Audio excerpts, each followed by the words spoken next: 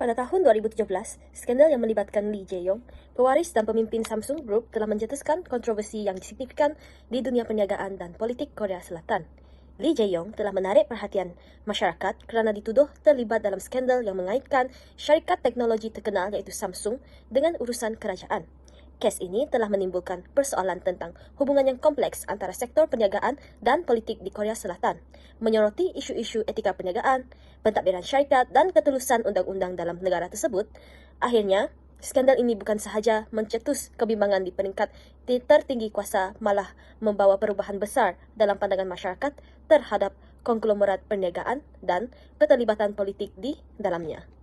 Pada tahun 2016, Lee Jae-yong juga dikenali sebagai JY Lee yang pada masa itu memegang jawatan sebagai timbalan pengerusi Samsung Electronics, ditangkap dan dituduh memberikan suapan kepada bekas Presiden Korea Selatan Park Geun-hye dan sahabat karibnya Choi Song-sil. Suapan tersebut bertujuan untuk mendapatkan sokongan kerajaan dalam perniagaan Samsung dan juga penggabungan dua anak syarikat Samsung C&T and SEAL Industry. Dalam perbicaraan yang berlangsung selama beberapa tahun, Lee Jae-yong telah didapati bersalah atas beberapa pertuduhan termasuk rasuah, pemalsuan, pengubahan harta dan menghalang kegiatan perniagaan.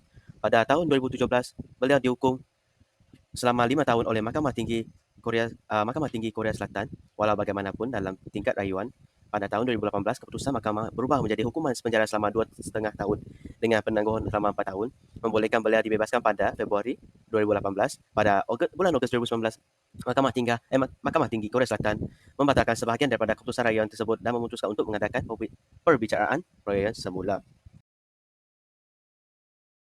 Seterusnya, kita akan beralih ke bahagian faktor. Faktor utama skandal rasuah termasuklah keinginan Lee Jae-yong yang ingin mengetuai konglomerat.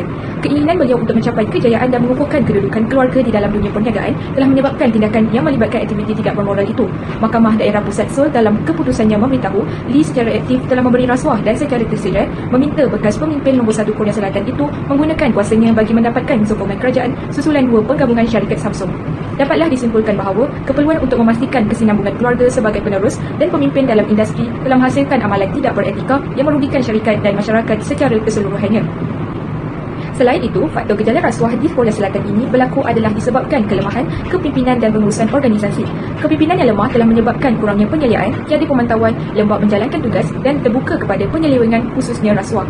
Lee Jae-yong telah dituduh membuat sumbangan berjumlah 43 bilion won, iaitu 36.3 juta kepada beberapa yayasan bukan keuntungan yang dikendalikan oleh Choi Sung-sil, orang kepercayaan Park Geun-hye iaitu bekas Presiden Korea Selatan. Jelaslah bahawa hubungan simbiotik antara kuasa ekonomi dan politik ini telah membuka pintu kepada rasuah yang melibatkan perhubungan antara sektor korporat dan pemerintahan. Kesalahan yang boleh didapati dalam kes ini ialah kesalahan pertama, rasuah. Lee telah memberikan rasuah kepada bekas Presiden Park dengan harapannya Park dapat menggunakan kuasanya untuk membantu Lee untuk melancarkan proses beliau mengetuai konglomerat terbesar itu.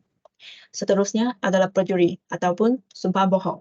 Lee dan pihak Samsung berhujah bahawa pendermaan tersebut berlaku di bawah paksaan Choi. Manakala Park menafikan segala tuduhan ke atas beliau dan memberitahu bahawa pendermaan daripada Samsung dan syarikat lain adalah secara sukarela. Kesalahan yang ketiga adalah mencampuri politik negara dengan kuasa ekonomi. Lee menderma 36 juta kepada yayasan bukan untung yang dikendalikan oleh rakan bekas presiden itu, iaitu Park Geun-hye, sebagai beralasan untuk kepentingan politik. Kesalahan yang terakhir adalah menceroboh rahsia negara. Park Geun-hye, iaitu bekas Presiden Korea Selatan, membantu rakannya, Choi Sung-sil, menekan syarikat termasuk Samsung untuk memberi penerimaan kepada badan bukan untung yang dikawal oleh Choi dan memberinya akses kepada dokumen rahsia kerajaan. Kes ini memberikan beberapa implikasi yang penting kepada individu tersebut, organisasinya dan terhadap negara Korea Selatan. Antara implikasi tersebut adalah kepada individu iaitu kerugian dari segi kewangan, reputasi dan psikologi. Dari segi kewangan, Lee Jae-yong dapat kehilangan jawatan yang sedang disandang iaitu sebagai naib pengurusi syarikat Samsung. Dari segi reputasi pula, sejak dibebaskan pada tahun 2018, Lee Jae-yong berusaha untuk memulihkan reputasi keluarganya. Lebih-lebih lagi, beliau merupakan pemimpin pertama yang ditahan atas tuduhan jenayah dan menjalani hukuman penjara. Selain itu, dari segi psikologi, kes ini merupakan antara kes yang hangat diperkatakan di Korea Selatan sehingga ke hari ini. Hal ini kerana kes ini melibatkan empayar Samsung yang dikenali ramai dan Presiden Korea pada tahun itu, iaitu 2017. Begitu juga dengan organisasinya, iaitu empayar perniagaan Samsung. Skandal yang melibatkan pemimpin berpangkat seperti Lee Jae-yong dapat memberikan impak secara serius terutamanya dalam mempengaruhi kepercayaan pelanggan, investor dan rakan perniagaan, di mana akan berlaku penurunan dalam profit, penjualan dan tuntutan hukum. Hal ini dapat menyebabkan ketidakstabilan dalam sesebuah organisasi. Selain daripada itu, dari segi implikasi terhadap negara, Samsung merupakan salah satu daripada beberapa konglomerat yang dipimpin oleh ahli keluarga yang juga dikenali sebagai chaebol sejak turun-temurun. Mereka ini yang banyak membantu dalam mengubah ekonomi Korea Selatan sehingga mempunyai kuasa ekspor terutamanya dalam produk elektronik. Unit elektronik ini sahaja menyumbang hampir 1/5 daripada jumlah ekspor negara.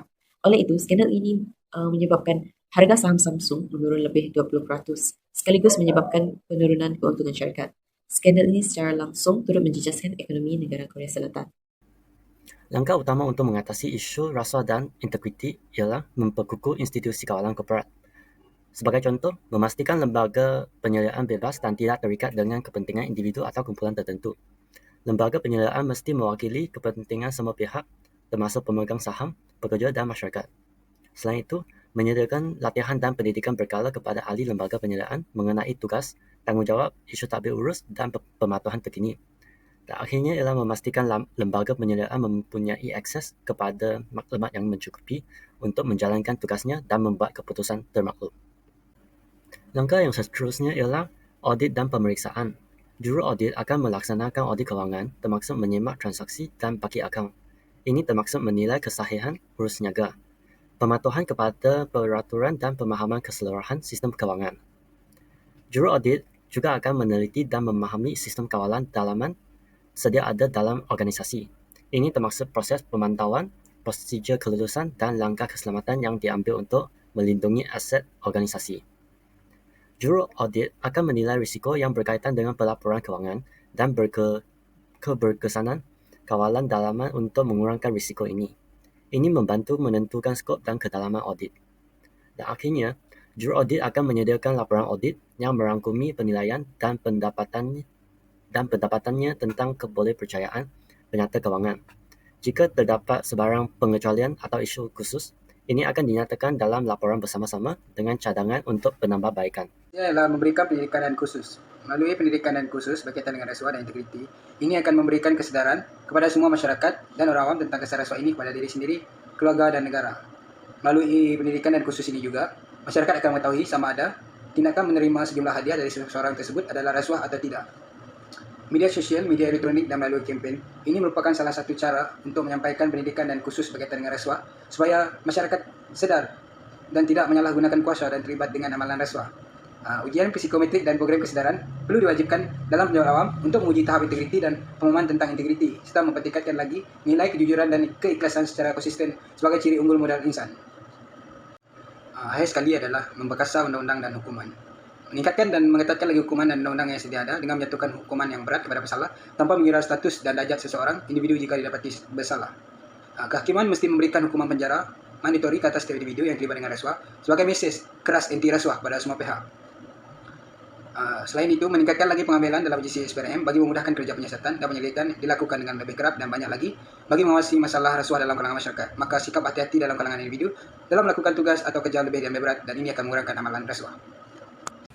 Pengejaran daripada kes skandal Samsung termasuklah Lee Jae-yong, dia dapat mengingatkan kita akan pentingnya integriti, etika dalam bisnes dan juga accountability dalam perusahaan besar.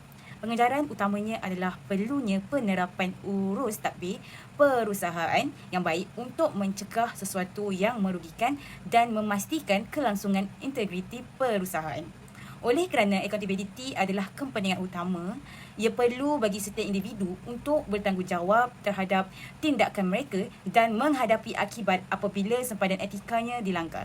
Ketulusan, keadilan dan juga keadilan standard adalah standard etika asas yang mesti dikekalkan untuk menjamin kepercayaan dan kelakuan etika dalam bidang perniagaan. Rumusannya, naib pengerusi Samsung Elektronik Lee Jae-yong terlibat dalam skandal yang melibatkan pengaruh politik dan penglibatan korporat. Bagi kesalahan Lee, beliau terbukti terlibat dalam amalan rasuah dan pengaruh politik yang tidak sihat. Kesalahan Lee Jae-yong termasuk pelanggaran undang-undang dan etika perniagaan, memberi rasuah kepada pegawai kerajaan untuk mendapatkan bantuan dalam keputusan perniagaan strategik. Konsekuensinya, Lee Jae-yong dijatuhi hukuman penjara selama 2,5 tahun dan syarikat itu menghadapi akibat yang serius. termasuk kesan kewangan dan perstrukturan semula dalaman untuk memulihkan keyakinan pemegang saham dan pelanggan. Kesimpulannya, skandal ini mencetuskan seruan untuk pembaharuan dalam tabel urus perniagaan dan amalan korporat, menekankan kepentingan keterusan dan integriti dalam mengekalkan kemampanan perniagaan, memandangkan kesan undang-undang dan kehilangan kepercayaan orang ramai. Imbasan daripada skandal ini ialah keperluan untuk perubahan substantif dalam amalan perniagaan dan budaya korporat untuk memulihkan kepercayaan dan mengelakkan kejadian serupa pada masa hadapan. Itu sahaja untuk kumpulan kami. Sekian, terima kasih.